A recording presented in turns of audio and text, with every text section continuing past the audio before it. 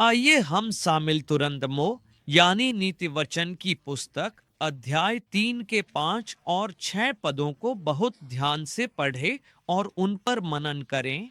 अपने पूरे दिल से प्रभु पर भरोसा रखो, अपनी समझ पर निर्भर न रहो। उसके सभी मार्गों में उसे स्वीकार करो और वह तुम्हारे रास्तों को सीधा करेगा। यह पद हमें सिखाता है कि हमें अपनी बुद्धि पर नहीं बल्कि परमेश्वर पर पूरी तरह से विश्वास करना चाहिए। अपने संपूर्ण हृदय से अपने परमेश्वर पर पूर्ण विश्वास रखो।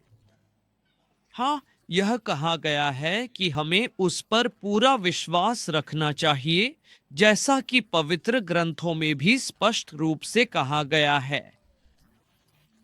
जो लोग अपने पूरे हृदय से और सच्चे अटूट विश्वास के साथ परमेश्वर पर पूर्णतः निर्भर रहते हैं, परमेश्वर उन्हें कभी भी अकेला नहीं छोड़ता, बल्कि हमेशा उनका साथ देता है और उनकी रक्षा करता है।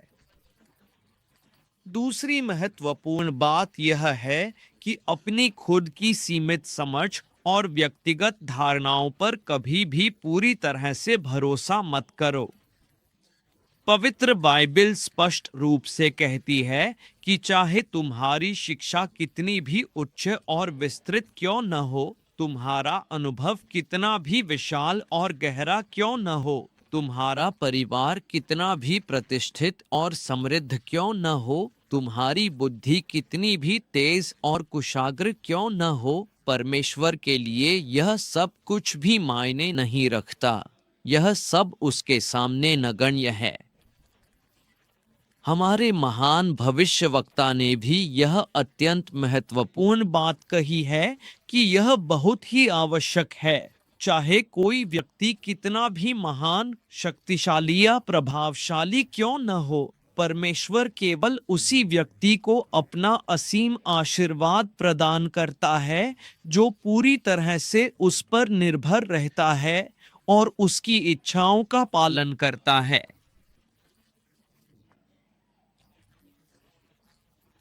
परमेश्वर एक साधारण राष्ट्र को भी एक महान और शक्तिशाली राष्ट्र बना सकता है।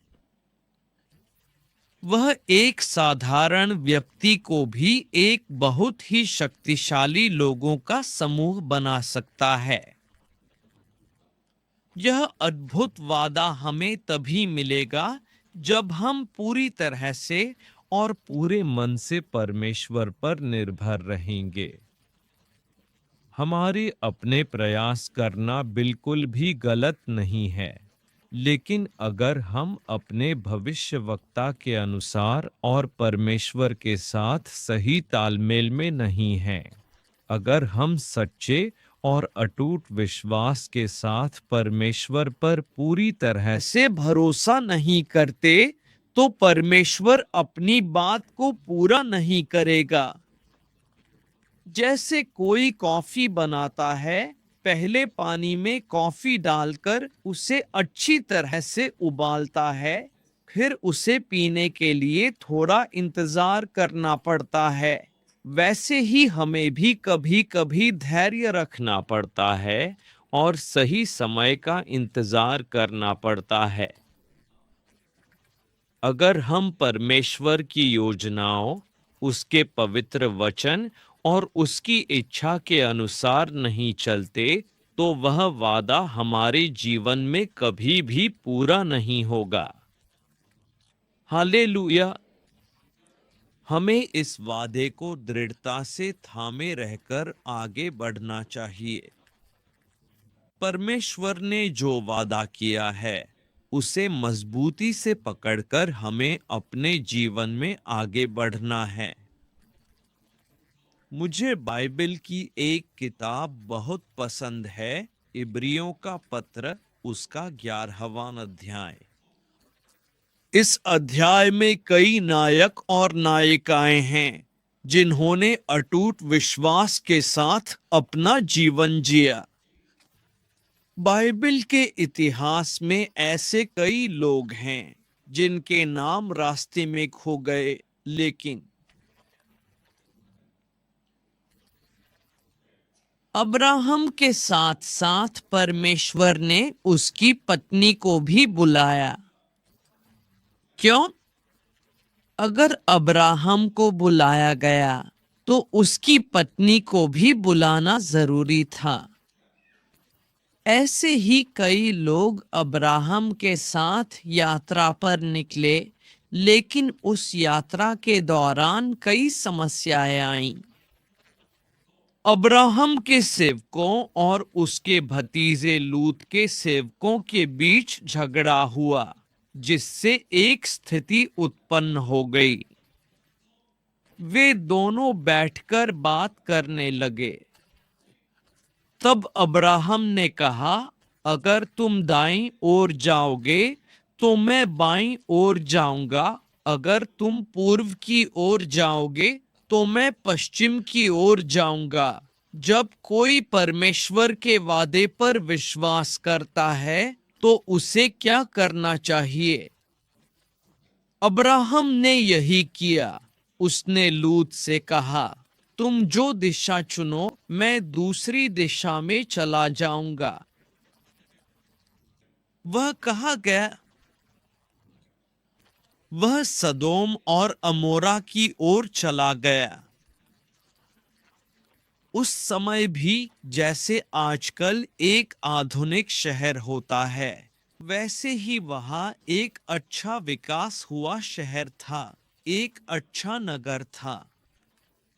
कहते हैं कि यरदन नदी वहां बहती थी और उसके कारण वहां सोदोम और गोमोरा में अच्छा पानी था।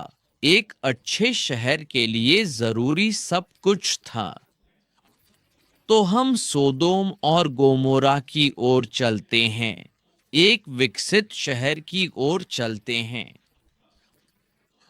अब्राहम ने पहले ही सोच लिया था कि मुझे वह नहीं चाहिए, इसलिए उसने कहा, मैं वहां नहीं जाऊंगा। और लोत ने अब्राहम से अलग होकर पश्चिम की ओर चला गया। वहां जाकर वे लोग रहने लगे। वे लोग वहां अच्छी तरह से रह रहे थे। वह क्षेत्र बहुत अद्भुत था। वहां बहुत अच्छा पानी था, अच्छी जमीन थी, अच्छा विकास था।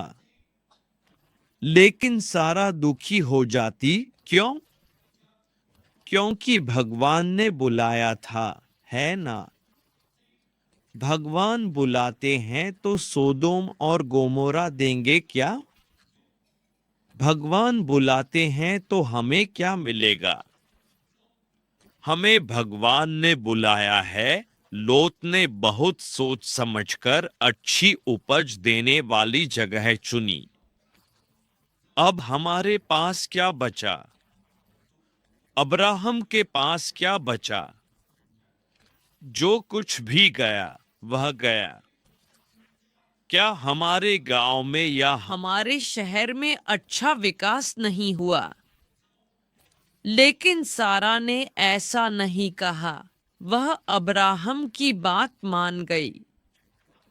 उसने कोई पाप नहीं किया। उसने फल नहीं खाया, जैसा कि आदम और हव्वा ने किया था।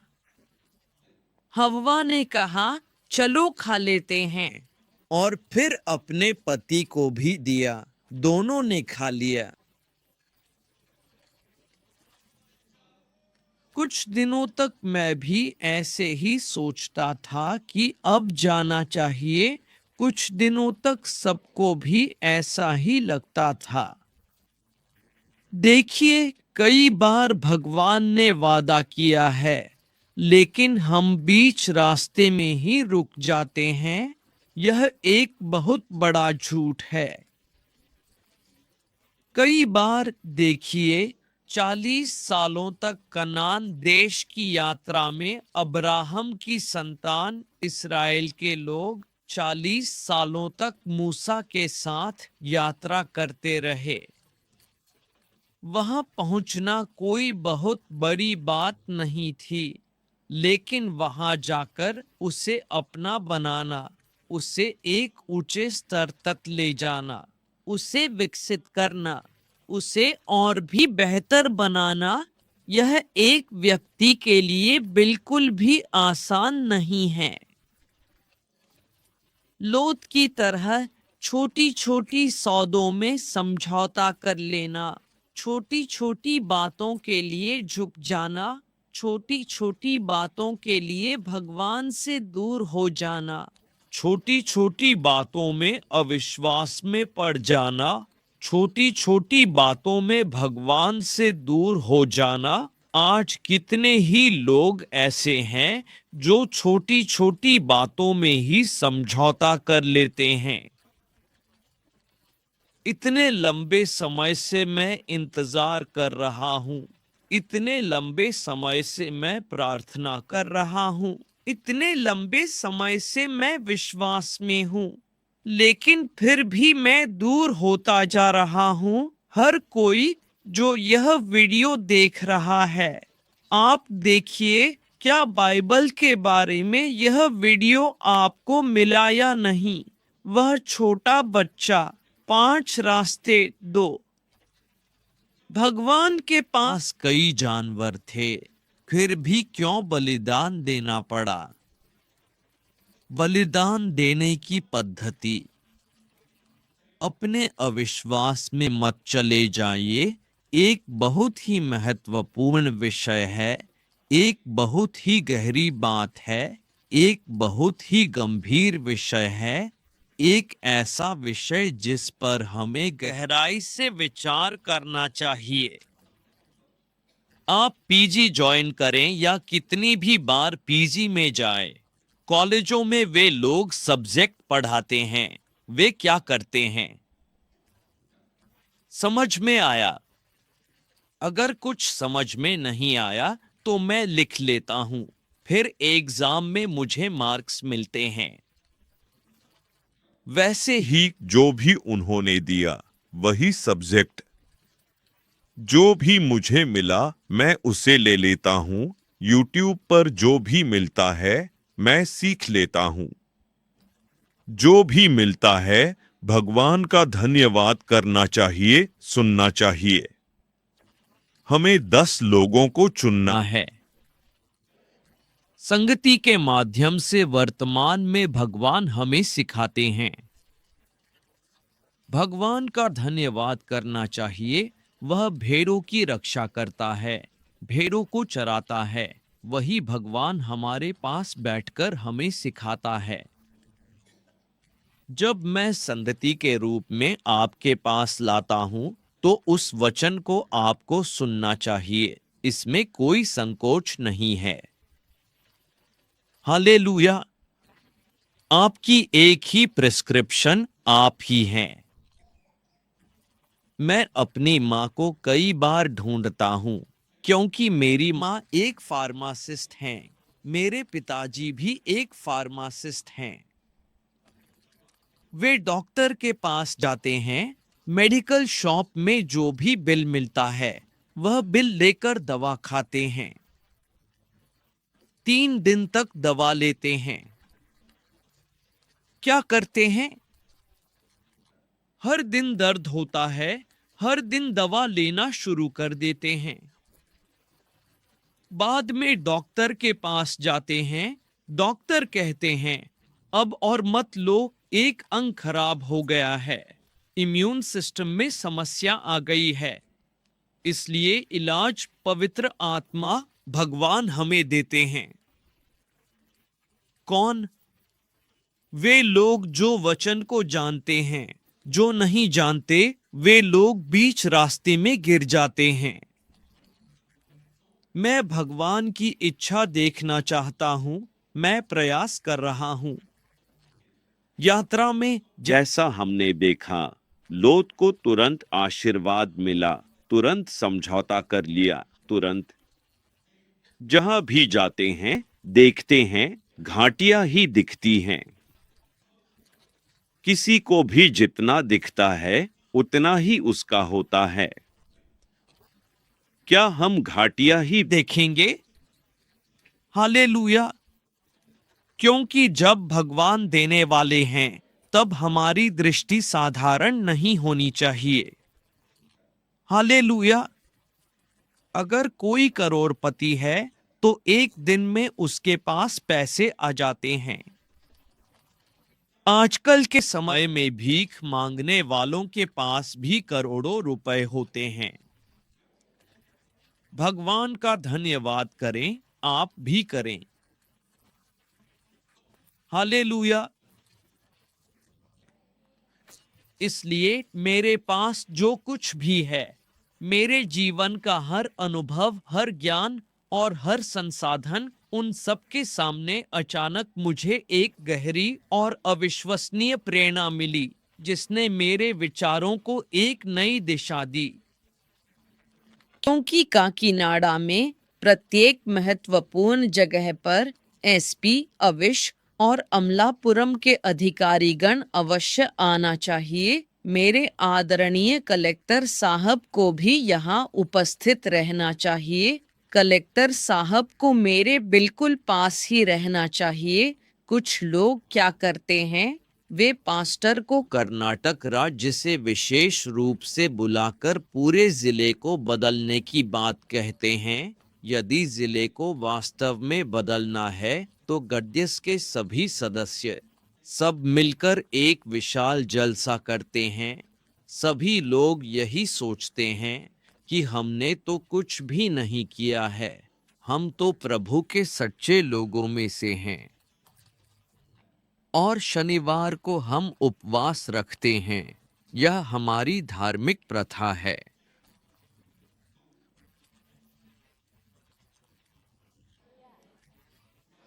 मेरे जैसा आदमी प्रार्थना करता है तो द्रासरमंतोट को फिर से रिडिवाइड करके मेरी प्रार्थना सुनकर एक जिले का कलेक्टर बनना है। मिलने के लिए 2 मिनट में जाकर अपॉइंटमेंट मांगा। प्रभु को धन्यवाद, कभी हार नहीं मानी। यहाँ कोई रिसोर्स नहीं है, लेकिन फिर भी यह जगह सिटी बन गई। प्रभु को धन्यवाद। हालेलुया। क्रिसमस के जश्न में उस समय जो एमपी थे, वही एमपी, वही एमपी, वही एमपी। यहाँ के लोग कहते हैं कि पैसे कम हैं। यहाँ बटन वैली है, मनिक स्टेशन खुल गया। प्रभु को धन्यवाद। और क्या चाहिए? प्रभु से मांगो, वह तुम्हें देगा। आप प्रार्थना करो, सबको मिलेगा। देखो, हमारे पास पासिल पूरी हाईवे है। कितनी अद्भुत हाईवे बन गई है। देखा आपने, यात्रा करना कितना आसान हो गया है। प्रभु सब आसान कर रहे हैं, सब कुछ डेवलप कर रहे हैं। जो नहीं है उसे जैसे है वैसे कल्पना करना ही विश्वास है। मेडिकल रिपोर्ट्स अच्छी नहीं हैं। जब डॉक्टर ने कहा कि आप मर सकते हैं, तब हमें विश्वास करना चाहिए कि मैं नहीं मरूंगा, मैं जीऊंगा, प्रभु के लिए जीऊंगा। मुझे बाहर आने का कोई मौका नहीं था, लेकिन मेरे प्रभु ने मुझे कर्ज से बाहर निकाला, बाहर लाया। जैसे प्रभु ने अब्राहम को बाहर निकाला, बाहर लाते समय कहा, मैं तुझे महान जाति बनाऊंगा, तुझे आशीर्वाद दूंगा, तेरी संतान को आशीर्वाद दूंगा। पृथ्वी की सारी जातियां तेरे कारण आशीर्वाद पाएंगी। जब मेरी दादी की शादी हुई थी, दादी की उम्र 10 साल थी। हम सोचते थे कि 10 साल की उम्र में शादी हो गई, 15 साल में हमारे पास बच्चे हो गए। उस उम्र में कोई भी बचपन में ही शादी कर लेता था। सारा अब्राहम की पत्नी थी। अब्राहम की पत्नी की उम्र में भी कोई बच्चा नहीं था। अब्राहम, मुझे फॉलो कर, मैं तुझे आशीर्वाद देने जा रहा हूं। अपने पिता का घर छोड़ दे, मुझे फॉलो कर। यह एक महत्वपूर्ण आज्ञा थी, एक ऐसा निर्देश जो उसके जीवन की दिशा को पूरी तरह से बदलने वाला था। सारा, तेरी पत्नी गर्भवती होगी। यह एक अद्भुत और अविश्वसनीय वादा था, खासकर उनकी उम्र को देखते हुए। अगर वह उम्र में भी गर्भवती हो सकती है, तो यह वास्तव में एक चमत्कार होगा। हल्लेलुया। यह परमेश्वर की शक्ति और उसकी असीम कृपा का प्रमाण है। देखो, रास्ते अलग अलग हैं। अब्राहम अलग दिशा में, सारा अलग दिशा में जा रहे थे, लेकिन जब वे आगे बढ़ रहे थे, परमेश्वर की योजना के अनुसार, उत्पत्ति की पुस्तक में अगर आप देखेंगे तो आप पाएंगे कि 3 दिव्य लोग आए और वहां खड़े हो गए, ममरे के विशाल और हरे भरे वृक्षों के पास। यह एक पवित्र और महत्वपूर्ण मुलाकात थी। सारा वहां थी, अपने तंबू के भीतर से सब कुछ सुन रही थी, और वह इस बात पर हंस रही थी क्योंकि उसे यह विश्वास करना मुश्किल लग रहा था कि ऐसा कुछ संभव हो सकता है। ऐसे ही एक समय में, जब सब कुछ असंभव लग रहा था, प्रभु ने एक अद्भुत और शक्तिशाली वादा किया था। एक ऐसा वादा जो उनके जीवन को हमेशा के लिए बदल देगा और आने वाली पीढ़ियों के लिए आशा का स्रोत बनेगा। अब्राहम ने भी जल्दी से अपने सेवकों को बुलाया, इसलिए सारा ने खाना पकाया और वह गर्भवती हो गई। खाना पकाने के बाद प्रभु देर नहीं करते, वह उचित समय पर तुझे आशीर्वाद देंगे। हर चीज का एक समय होता है, हर चीज का एक मौसम होता है। वह उचित समय पर तुझे बढ़ाएंगे, उचित समय पर तुझे फल देंगे, उचित समय पर भगवान तुझे भलाई देंगे। उंगलियों पर गिनने जितना भी हो, वह तुझे देंगे। ऐसे समय में पास्टर से प्रार्थना करो, पास्टर से प्रार्थना करो। उस समय वहां एक जगह थी, पहाड़ पर एक राज्य बनाने के लिए किसी ने पूछा, क्या तुम यह जगह बेचोगे? उसने कहा, कितने सालों से बेचने की सोच रहे हो? कितने में बेचोगे? 10 लाख में बेचोगे? उसने कहा, अगर 19 लाख दोगे तो। वह बहुत ही ज्यादा खुश हो गया और उसने तुरंत हाँ कर दी। आलस्य भी एक आशीर्वाद है। भगवान की स्तुति हो। जितना ज्यादा तुम इंतजार करते हो, उतना ही बढ़ जाओगे। ऐसा आलस्य होता है, लेकिन मुझे विश्वास है कि मेरे लिए कुछ बड़ा है। हालेलुया। देर जरूर होती है, लेकिन भगवान कभी देर नहीं करते। आप थोड़ी देर तक बैठकर इंतजार कीजिए, देखिए चमत्कार मेरे पीछे ही है। भगवान की स्तुति हो। हालेलुया। एक साल में, एक नए साल में आप प्रार्थना कीजिए, आज इस तारीख को वह वचन पूरा हो जाएगा।